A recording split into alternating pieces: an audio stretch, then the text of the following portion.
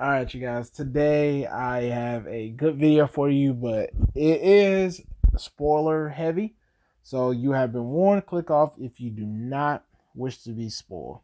All right. All right, you guys. So today I will be discussing, in my opinion, and what I've researched and found out, why I believe that Jigen or Ishiki in this situation, Ishiki Otsutsuki, I always fuck up that last name, is essentially the strongest that we've seen so far. Now, like I said, I'm not gonna get into it too heavily, as in I'm not gonna go into like full details, like and kind of going over who would win between him and like Urashiki and Kinshiki and Tonnerre. Because the main two that people seem to really have a problem with is just Momoshiki and Kaguya. So I'm really going to be discussing why I think he's above those two, which usually those are in a fan base the strongest two, with of course Ishiki I think being stronger than them.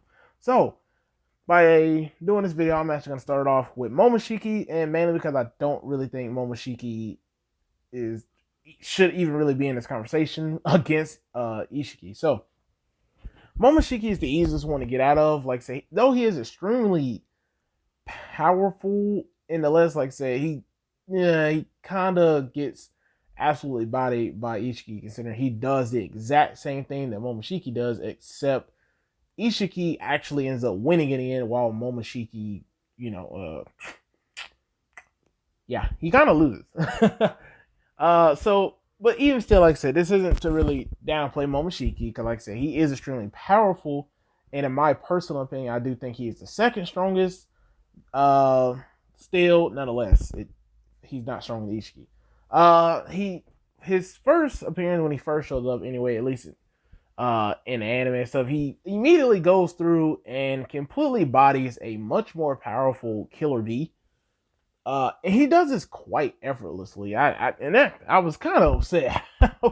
He just completely bodied him. But like I said, pretty much there was nothing Killer Bee could actually do. Every single tail beast bomb or jutsu in general he launched, Momoshiki, thanks to his renegons being in the palm of his hand, literally just exhort everything and turn the power against him. And then of course, after defeating him, he went on ahead to create pills from the eight tails and Killer Bee's chakra that he extracted from him. He then, after defeating them casually, then proceeded to go immediately to Konoha during the tuning exam, or during Boruto's tuning exam, and then he proceeded to go and face off against Naruto and Sasuke. Though it wasn't like a full-on fight, it was more on the lines of just him kind of kicking Naruto out of the way, and Kinshiki wanting to get revenge because Sasuke, while fatigued, heavily started to body him.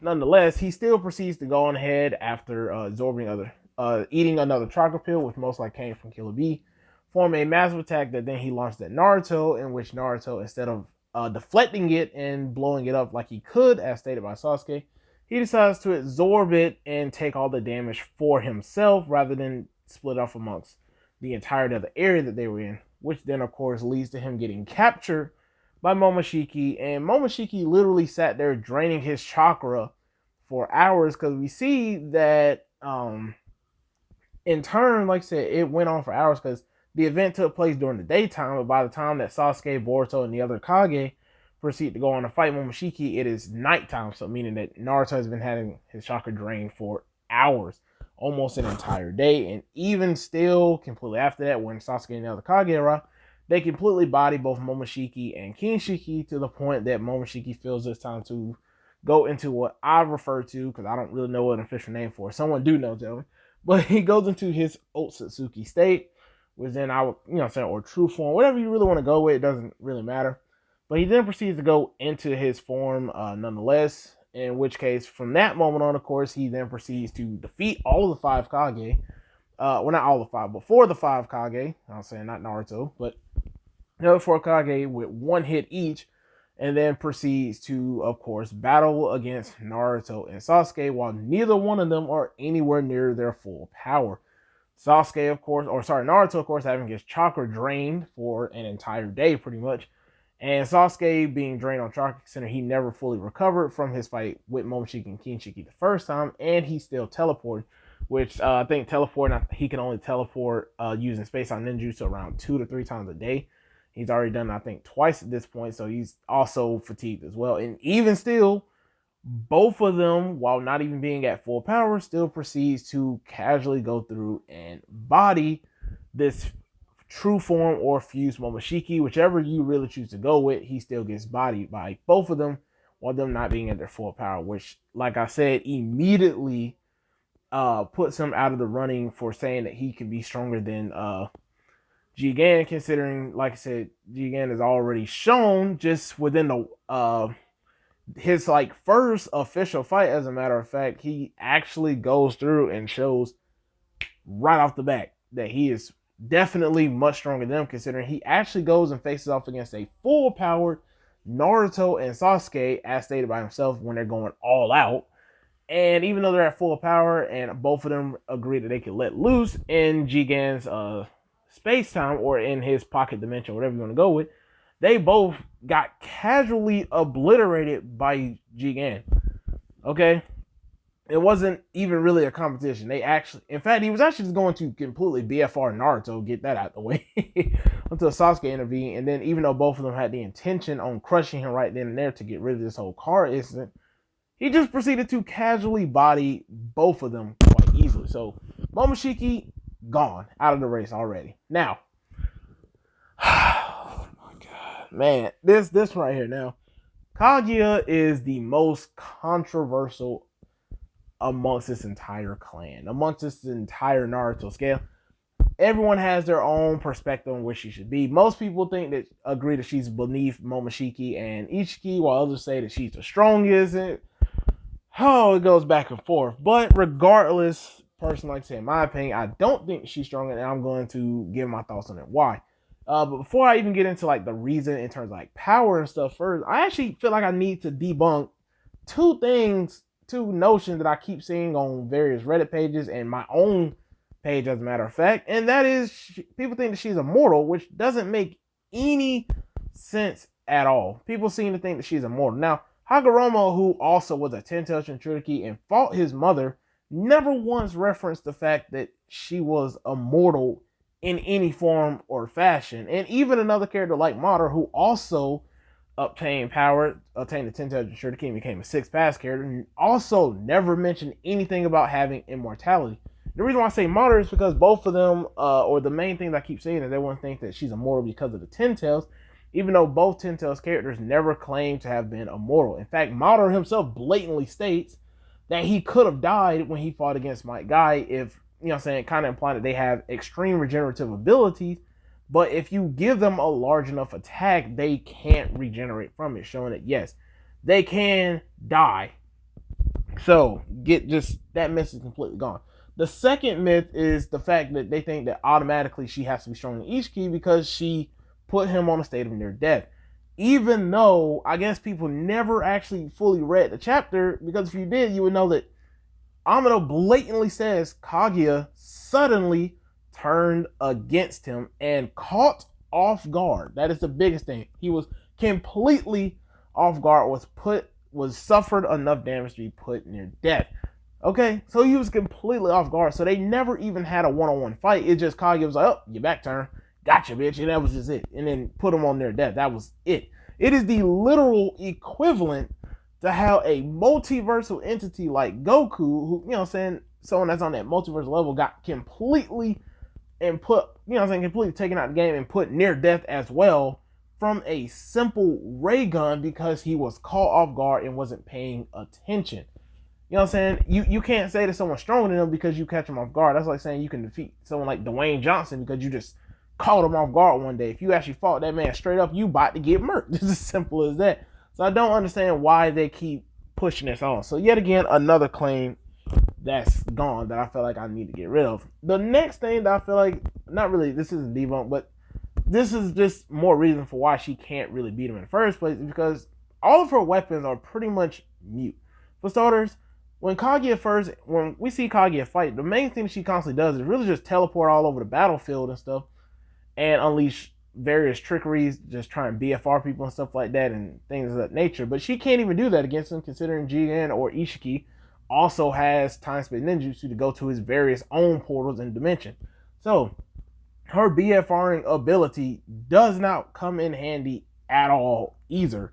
So that just completely goes out the way, as well as the fact that her main source of power is just null and void. She also hasn't really shown really all that great in terms of power and durability and things like. For what I mean by that is Naruto by himself, a much weaker form of Naruto back in the war, completely was able to keep her on the even playing field. As in, she couldn't just completely outpower him and immediately take his chakra and then go deal with Sasuke. She was struggled with him the entire fight, and Naruto wasn't even using any intense strategy, just completely bodying her on every turn. As a matter of fact, as well as the fact that a lot of people say, well, she must be stronger because of her expansive truth seeking orb. Oh, I'm so tired of hearing that. The problem with this one is, like I said, one, it takes time to charge up. It's not a immediate attack that she can just immediately dish out. As well as the fact that it's not even her using her own power on top of that. That was a power that she actually was using by utilizing the life energy and chakra of literally the entire planet. Okay, of every being on the planet. She was using their power as well as most likely even possibly draining the actual life force of the earth itself. Which even that could arguably be null and void as well, considering the fact that the true signal orbs are made out of chakra by combining all the chakra natures into a perfect culmination. Jigen or Isshiki using the Karma Seal has the ability, like a Rinnegan, to absorb any and all chakra. As long as it's not a natural occurrence, meaning that if I just light a fire, you know what I'm saying, without using chakra, you know what I'm saying, as long as it's not something like that, literally karma can absorb it. So most likely Jigen or Isshiki in this case could just put his hand against it and then absorb the True Seeker orb. So yet again, that's not even something we can do. As well as the fact that thanks to all of this stuff, like I said, she was struggling just trying to deal with a Naruto and Sasuke that were far weaker than their adult counterparts, while Jigen is going around casually dealing with both of them in their adult forms while they're on a much, much higher level than they were before. So yet again, there's really just nothing for Kaguya to really do in this case. I mean, for crying out loud, in the one fight that we really see him in, one of the biggest things he actually does is he just physically, while entering into his true form, Otsutsuki form, whatever you want to go with, he immediately proceeds to body Naruto Sasuke, and even goes so far as to knock Naruto out of his Kurama avatar mode, which is with his bare hands. He didn't use any jutsu, just physically went through it, which is impressive when you think about even back in the war, before he even had Six-Path Sage energy, or even the full power of the Nine Tails, he was able to actually take attacks from the Ten Tails, such as the Ten Tails Cataclysm, while actually having his chakra scattered about by the entire Shinobi Alliance. And even before then was actually taking an attack from the Ten Tails when he launched a Jubi laser beam at him and just blocked it using his tails. And Jigen is blowing through it with just literal brute strength of his own fist. He even, before he even goes through Naruto, he actually easily goes through Sasuke's perfect Susanoo. You know what I'm saying? The Susanoo being literally a top 3 contender of best defense in Naruto, with the only 2 exceptions being True Seeking Orbs and arguably like Itachi's Yatamir. You know what I'm saying? If you go by the guidebook. He also just casually knocks him out the same way he did Naruto. He casually knocks him out of it using just a single kick and proceeds to literally does it. Even Naruto is surprised and says he really just broke through Susanoo that easily. So yet again, it's just absolutely, he completely bodies her in the power aspect. As well as, like I said, the biggest thing a lot of people say, and even I think her greatest weapon is, which is more useful than True Seeker Orb, is her Bone Ash technique, which literally seems to be a one shot, one kill as long as it pierces you. But even then, even that technique is almost null and void, considering even Naruto was able to avoid pretty much all of her attacks outside of when his clones would get hit by it, but he himself never got hit by it even once. He was able to easily dodge them. And you're talking about just a Naruto, like I said, that is drastically weaker than his adult self. Okay, drastically weaker. Both him and Sasuke both it's stated constantly through the boards of guys and even the movies and stuff like that yes, Naruto and Sasuke continue to train even after the war. So they are definitely much more powerful than they were way back in the war, which at this point should be about over a decade or so. You know what I'm saying? More time, meaning that literally they are drastically above their war counterparts that Kaguya was absolutely struggling with and couldn't even get past, you know what I'm saying? She couldn't even get over them. And they are drastically weaker, meaning that Jigen is also drastically stronger, faster, and thanks to all that other retarded abilities like being able to shrink and all the other stuff, or shrink up various objects and enlarge them to the original size, also being fucking broken. It's just not really much for Kaguya to really be able to do. Like I said, even her greatest jutsu, as everyone likes to point out, her true Sigor is arguably something that Jigen could absorb since it is made out of chakra. And on top of which, I mean, Jigen was able to do, or Isshiki in this case, was able to do all of this while being in Jigen's body, which he states later in that same chapter when he reaches his limit that, damn, the body just cannot keep up with the power, implying that he can't even use his full ability simply because Jigen's body is not capable of withstanding all of that power. So yet again, he did all this while not even being at full power. So yeah, no matter which way you're trying to slice it, no matter what bullshit argument you use, no, Kaguya is not stronger than Isshiki. Momoshiki is clearly not stronger than Isshiki. And yes, at this point, except for with the exception of maybe if that King of the Otsutsuki is true, you know what I'm saying? If that is true, then, you know what I'm saying, he might not be the strongest. But currently, Isshiki is indeed the strongest Otsutsuki we've seen so far. And we haven't even seen his full ability. We're still early in Boruto, and that was just his first fight while not even being at full power. So, I know I'm going to piss a lot of Kaguya fans off, a lot of Momoshiki fans off with this. I personally don't care because the evidence is just there. Y'all just don't like to hear it.